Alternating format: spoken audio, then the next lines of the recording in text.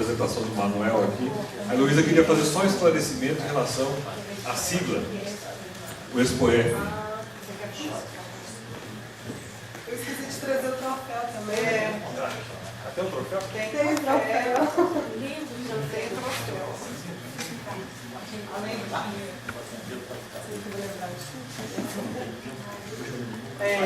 Expoer, gente, é um dos maiores eventos, né, da área da saúde.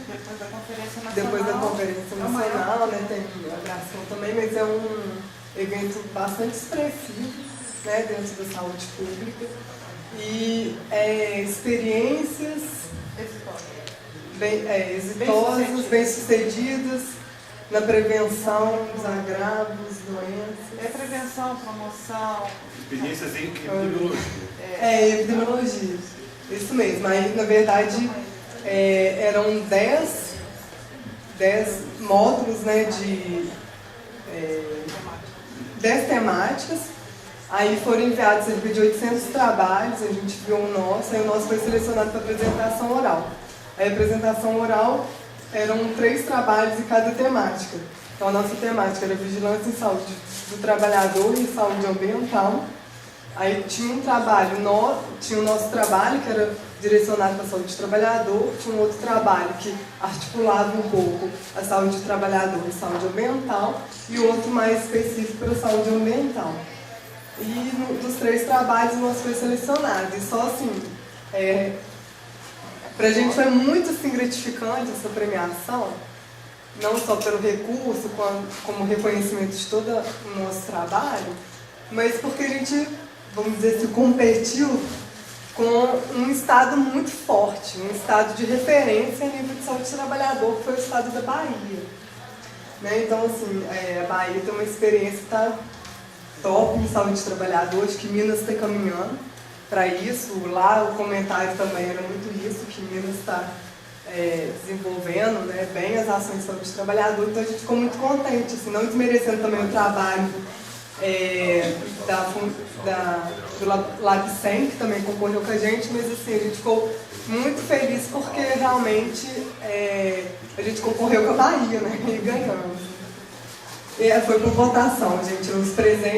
As pessoas presentes na apresentação votavam nessa experiência. Obrigado, Renato. Então, agora dando sequência nas nossas atividades, passando a palavra para o Manuel, para trazer aqui a contribuição dele de Betim.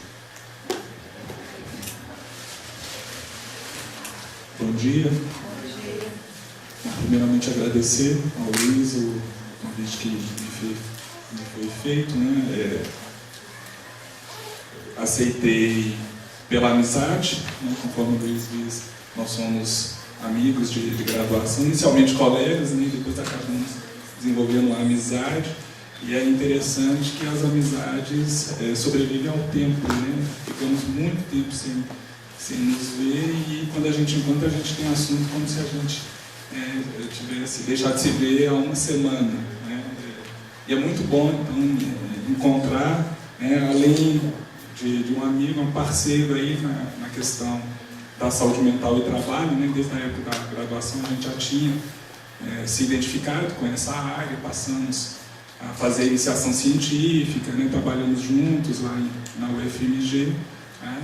E aí nessa caminhada também encontramos outros parceiros, né? Rosângela, né? Que eu tive a oportunidade de conhecer quando eu estava fazendo mestrado, né? Temos uma amiga comum, que inclusive é a minha orientadora, que é a Beth, que acabou propiciando esse encontro, né? Então é sempre bom poder rever os amigos, né? E voltar aqui a São João pela segunda vez. Eu estive aqui há 2 anos, né, no colóquio de Clínica da Atividade, né, e fomos muito bem recebidos, né? Então estou voltando com muito gosto aqui para São João del Rei e trazendo uma temática que me interessa muito, que é essa discussão da saúde mental e trabalho na rede pública de saúde, no SUS.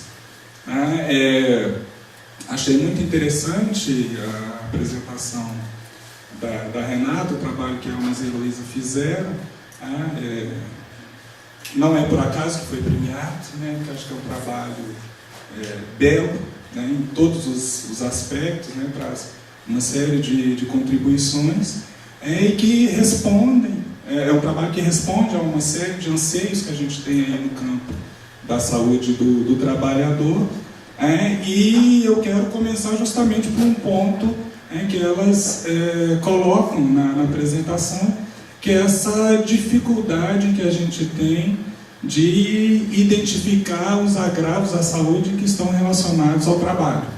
Talvez esse seja o desafio inicial, não nem vou dizer que é o maior desafio, é um desafio inicial, como fazer com que os profissionais que estão atuando na saúde consigam identificar esses agravos e a partir daí o que é que a gente vai fazer. Tá? Agora, se no campo da saúde, vamos dizer, saúde geral, saúde física, isso já é um problema, vocês imaginam no campo da saúde mental, tá? Que é um terreno extremamente arenoso. Tá? A gente costuma, inclusive, dizer que existe uma rede de saúde mental. Lá em Betim, por exemplo, o pessoal se refere muito assim, você tem o SUS e tem a rede de saúde mental.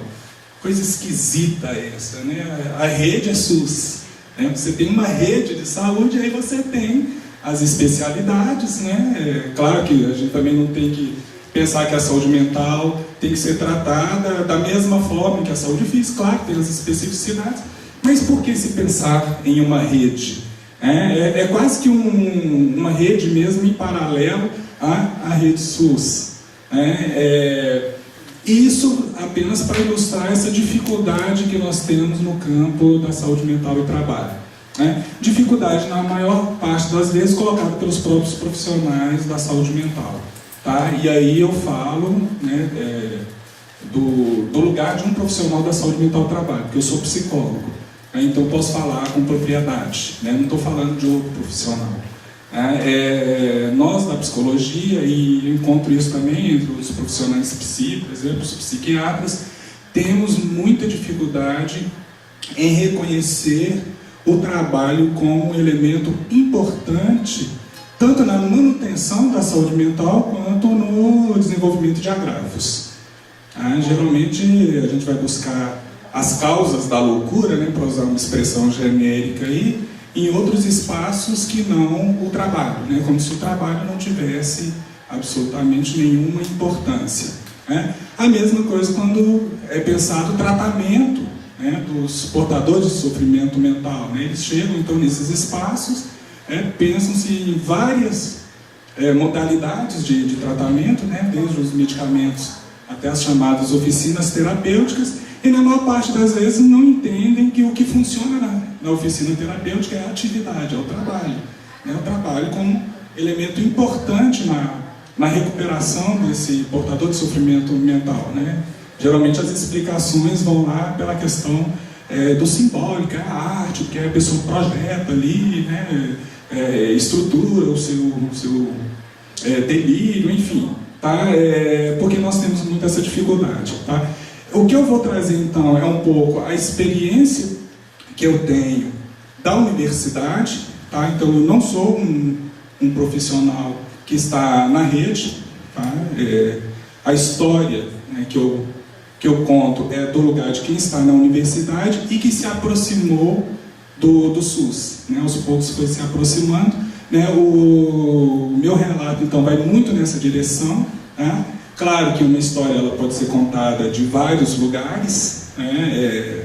Eu estou contando então desse lugar. Certamente, se a gerente do Sereste viesse aqui, ou a psicóloga do Sereste Betim viesse aqui, contaria essa história de outra forma. Né? Mas só para a gente dizer como é que a universidade então se encontrou com o serviço, e quais têm sido os resultados que a gente tem obtido dessa parceria. Né? Já vou adiantando que a minha fala é muito em defesa disso, né? Dessa parceria entre os serviços e a universidade. Né? Acho que os dois ganham muito com isso. Né? Os serviços, porque pode contar com conhecimento que está sendo produzido na academia, e a academia produzir conhecimentos que são alimentados pelas próprias dificuldades colocadas pela realidade.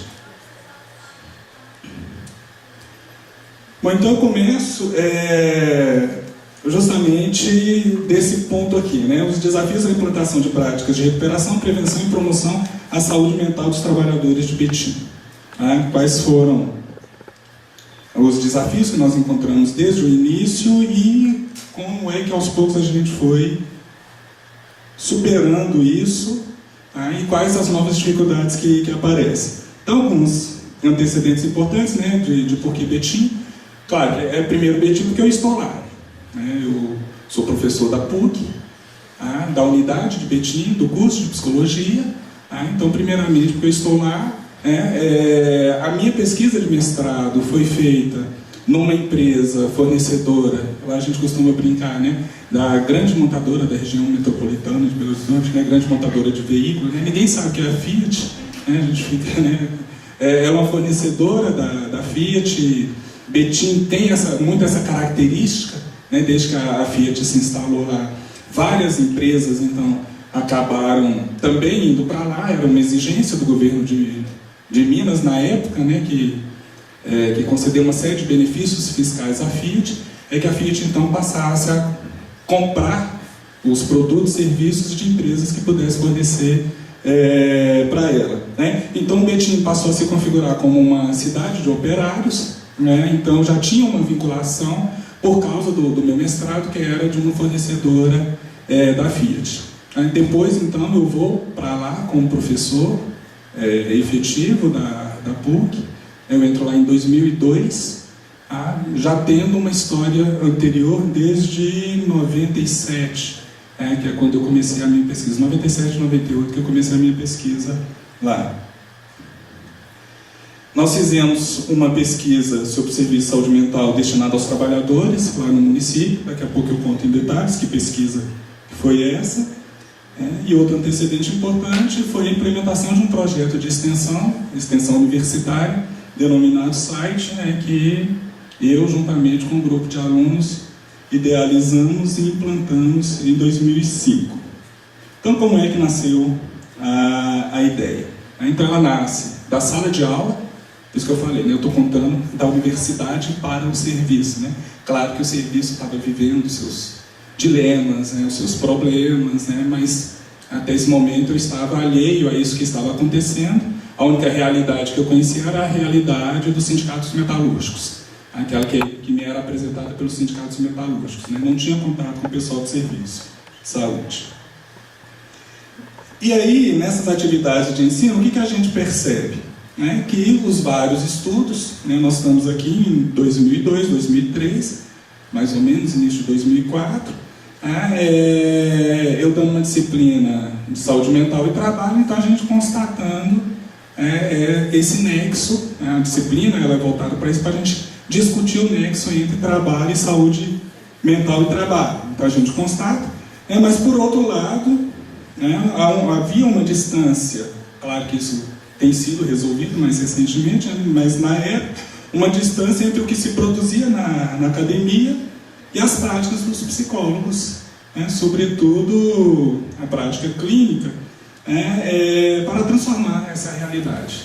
Então a gente constata, e daí? Eu lembro de 3 alunos que se aproximaram de mim no final de aula, chegaram e falaram: Manuel, olha, interessante, a gente está constatando isso, mas a gente está ficando angustiado.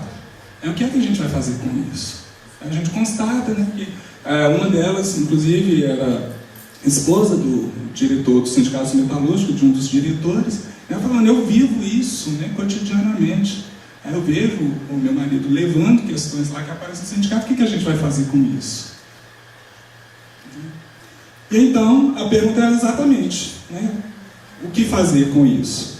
E aí eu tinha um projeto que eu tentei implementar numa universidade que eu trabalhei em Divinópolis, e não tinha conseguido. Eu peguei e falei: olha, eu tenho um projeto, mas para esse projeto fazer sentido a gente precisa saber se tem demanda. Eu não sei se os estudos apontam, que há um crescente adoecimento mental relacionado ao trabalho, mas isso existe? Será que isso não é invenção de pesquisador que precisa publicar? Vamos ver. Ou será que isso existe em Betim especificamente? Então nós fizemos uma pesquisa que tinha o objetivo então de identificar, primeiro, se havia esse problema de saúde mental e se havia serviços especializados no atendimento a esses trabalhadores, serviços de psicologia. Então nós buscamos pelas entidades de representação dos trabalhadores, né, sindicatos, associações. Aqui então começo a me aproximar do serviço público, principalmente do Sereste, na época chamava-se Sersat, né, depois que unificou, né, cada município tinha uma denominação, o serviço de saúde mental, profissionais de saúde, né, um total de 15 entrevistas. E aí nós constatamos duas coisas, né? Primeiro, que não existiam serviços especializados no atendimento a esse tipo de demanda, e mais do que isso, né? Os próprios profissionais colocavam para a gente a necessidade de haver isso, né? Eu lembro muito do relato de um dos diretores dos sindicatos metalúrgicos, ele dizendo: a gente tem que ser um pouco de tudo, né? Então, além da gente ter que dar orientações jurídicas, né, das leis trabalhistas, a gente tem que ser assistente social, a gente tem que ser, às vezes até babá, e a gente tem que ser psicólogo, e nós não sabemos como ser isso. Esse é que é o problema. Então, o trabalhador chega aqui chorando, né, um marmanjo, que chega chorando, desesperado, e a gente não sabe o que fazer com isso. Então, a gente precisaria disso, né? E aí, então, nós criamos esse projeto de extensão, né, o Serviço de Atendimento Integral ao Trabalhador, que foi baseado em duas justificativas, né? A primeira delas, então, aquilo que a gente já tinha apontado lá na disciplina, nesse fosso, né, entre o que se produz e o que se faz, o que se produz em termos de conhecimento e o que se faz em termos de prática, e uma justificativa prática, né, que é justamente o fato de Betim se configurar como um grande polo industrial, a presença aí da Fiat, da Regap, Refinaria Gabriel Pass, que é a Petrobras, né, uma das unidades da Petrobras.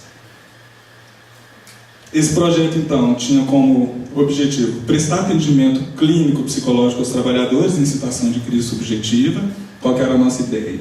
Então, o trabalhador pirou. Para onde que encaminha? Vai para o Sersan, os caras dão um sossega-leão nele lá e fica por isso mesmo. Ninguém pergunta se isso tem relação com o trabalho. Vai para o Sersat, aí eles vão entender que a questão dele tem a ver com o trabalho, mas não tem nenhum profissional psi. Então esse trabalhador ele fica meio que no limbo aí, né? Não sabia o que fazer com ele. Então nós criamos esse serviço e passamos a dizer para esse serviço: olha, encaminhe para a gente que a gente dá acolhida a esses trabalhadores, né? Uma escuta mais especializada. Criar estratégias que facilitam a recolocação profissional, né? Muitos deles não estavam em condições de continuar no trabalho, tá? Então a gente foi pensando aí em serviço de reorientação profissional, tá? A ideia era que esse serviço ele partia da psicologia, mas que integrasse os outros serviços da universidade, né? Porque a unidade Betim da PUC é uma unidade de saúde, né? Então nós temos, inclusive hoje, um curso de medicina, né? Recente, né? Mas desde essa época nós já tínhamos os cursos de fisioterapia, curso de enfermagem.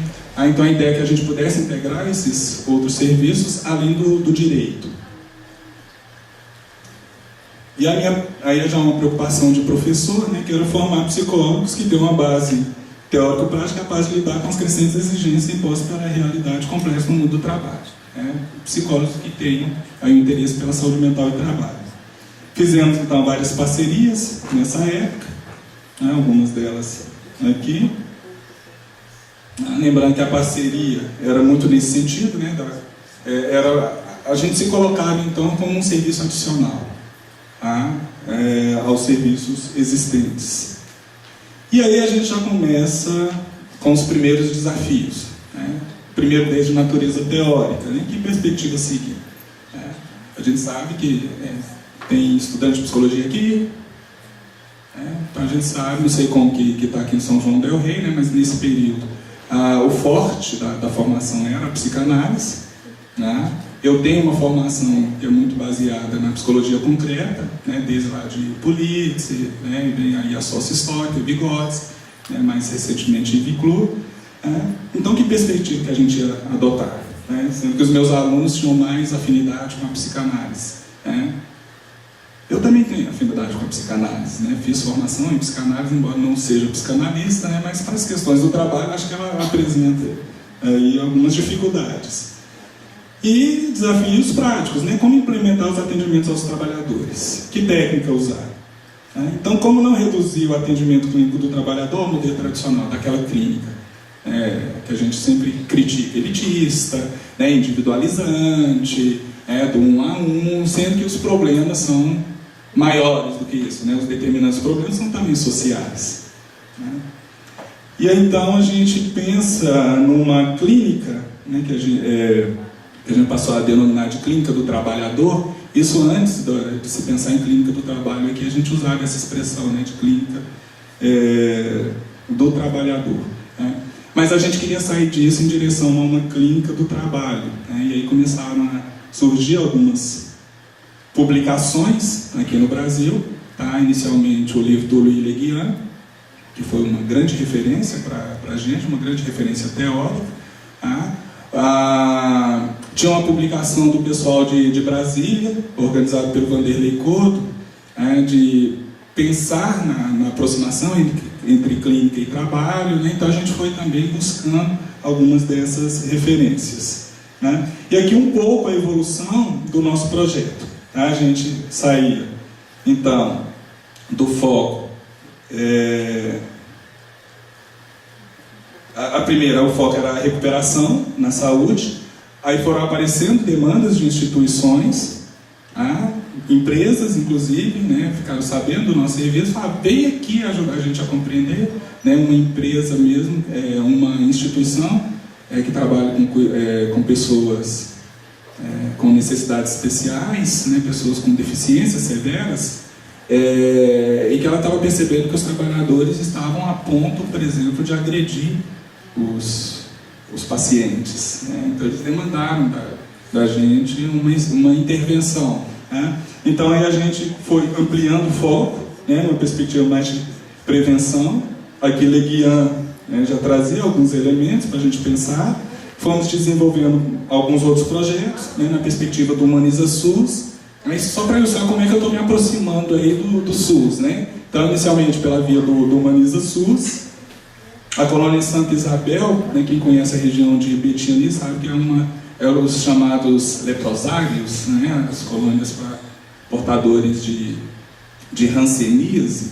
E aí, Betim, num dado momento, a PUC de Betim, resolveu transformar a colônia num grande centro de extensão. Tá? E aí o meu projeto foi convidado a pensar alguma coisa na área de saúde do trabalhador.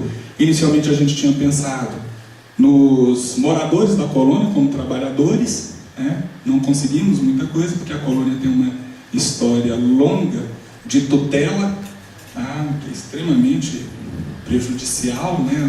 Então as pessoas na colônia, os mais antigos, não trabalham, né? E a gente sabe os efeitos danosos do não trabalho, né? E aí o que a gente foi percebendo é que os profissionais da enfermagem, né, sobretudo os técnicos, estavam adoecendo, né, porque é uma demanda pesada, né, inclusive com essa população, né, muito demandante da tutela, né, o quanto que isso era pesado. A gente começou então a desenvolver um trabalho com esses profissionais da enfermagem, né? Então tivemos que ampliar o foco aí, né, pensando na promoção, e aí estava chegando aqui no Brasil as discussões de IVCLO. Paralelamente a isso, a gente começou a desenvolver alguns trabalhos, continuando lá na colônia Santa Isabel e na Associação dos Catadores de Papel, que aí a gente também começa a pensar outras categorias aí, né? E aí as atividades de ensino, pesquisa e extensão vão nos direcionando para essa área, e aí a gente chega num ponto aqui institucional, que era sobre a sobrevivência do projeto de extensão. O projeto de extensão ele tem uma vida limitada, né? Lá na PUC ele pode ser renovado por no máximo 3 anos, né? A gente começou em 2005, então 2008 seria o último ano dele, né? Então o que a gente faria dali para frente, tá? Buscando então novas parcerias com a prefeitura, até para a sobrevivência do projeto, né? Essa seção de atendimento ao servidor era um órgão da prefeitura responsável por dar assistência à saúde dos servidores, tá? Então não é o SESMIT, tá? O SESMIT, pelo menos em Betim, na prefeitura de Betim, ele está mais ligado ao gerenciamento da força de trabalho, no aspecto ligado à saúde. Então, assim, é quem legitima os atestados, né? Então ele tem muito mais esse órgão de polícia, tá? No que diz respeito à saúde do servidor, tá? O SAS, então, foi um órgão criado para pensar a atenção à saúde, porque até então o Sereste estava meio que apagado aqui. O Sereste estava começando a retomar uma lógica, mas o Sereste não era para servidor público. O Sereste era pensado só para os trabalhadores da rede privada. Firmamos a nossa parceria com o Sereste, com a Secretaria Municipal de Educação de Betim. Fizemos uma pesquisa com os professores do ensino fundamental, né? Isso está publicado num artigo que eu mais uma colega minha escrevemos sobre os resultados dessa pesquisa, dizendo quanto que os professores do ensino fundamental de Betim estão adoecidos. Passamos a participar do Fórum Permanente Saúde do Trabalhador, um fórum intersetorial que foi criado em Betim. E então fomos pensando em algumas novas modalidades de atuação. Pesquisas diagnósticas em saúde mental e trabalho, encomendadas por empresas, inclusive fornecedores da Fiat, nos procuraram. Continuamos lá com o acompanhamento dos profissionais da enfermagem, participando da capacitação dos trabalhadores da rede municipal, na perspectiva do Humaniza SUS. Isso em parceria com o curso de enfermagem da própria unidade. Formação e acompanhamento de grupos de reflexão junto a trabalhadores. Participamos aí com o pessoal do sindicato. Aliás, o sindicato, depois disso, contratou psicólogos, os sindicatos metalúrgicos, eles não tinham nenhum serviço de psicologia. E aí, depois que a gente foi desenvolvendo esse trabalho, eles contrataram uma equipe de 3 psicólogas para assessorá-los na parte de saúde mental e trabalho. As 3 psicólogas que foram contratadas foram as que me ajudaram a estruturar esse projeto. Porque aí elas fizeram parte do site durante esse período, depois elas formaram, e assim que elas formaram, então o sindicato contratou o trabalho delas. E foi muito bom, porque aí a gente passou a ter um contato mais próximo. A parceria com os serviços públicos e a participação, então, no fórum, que foram algumas modalidades. Aqui só uma coisa meio que em paralelo, porque aí dentro da própria PUC Betim, o pessoal pediu para que a gente fizesse alguns trabalhos, o pessoal de biblioteca, porque estavam percebendo muitos problemas de Lerdort, com o pessoal da limpeza, a gente desenvolvendo então alguns trabalhos lá dentro. E aí então começaram a surgir as novas questões. E aí é aqui então que eu chego no doutorado. Depois desse período e aí já estreitando os laços já com o serviço público, eu comecei a me questionar. E aí quando eu falo eu, Manuel, já não era mais a equipe do site, e aí eu senti necessidade também de voltar a estudar. Já tinha muito tempo que eu tinha defendido a minha dissertação de mestrado, queria voltar a estudar. E aí pensando, como integrar o site à rede de saúde de Betim? Um grande problema, a universidade ela não pode ser um substituto do poder público. Quem tem que dar conta da saúde é o SUS. Se tem um outro serviço aí que está sendo necessário, ele pode ser complementar, para usar uma expressão que a Renata usou agora há pouco, se referindo ao banco de dados, ele pode ser complementar, ele pode ser de suporte, ele pode ser de apoio, sim, mas jamais de substituto. E Betim ainda não contava com serviço de psicologia, mesmo nessa época. E que modalidades de atendimento são possíveis no caso de saúde mental e trabalho? Que metodologias usar? E aí então nasce o meu projeto de doutorado. É assim que eu chego então na saúde pública. Isso então coloca uma série de desafios, a quase ausência de referência à questão da saúde mental na Política Nacional de Segurança e Saúde do Trabalhador. Se a gente for fazer o resgate das várias versões preliminares dessa política até chegar nessa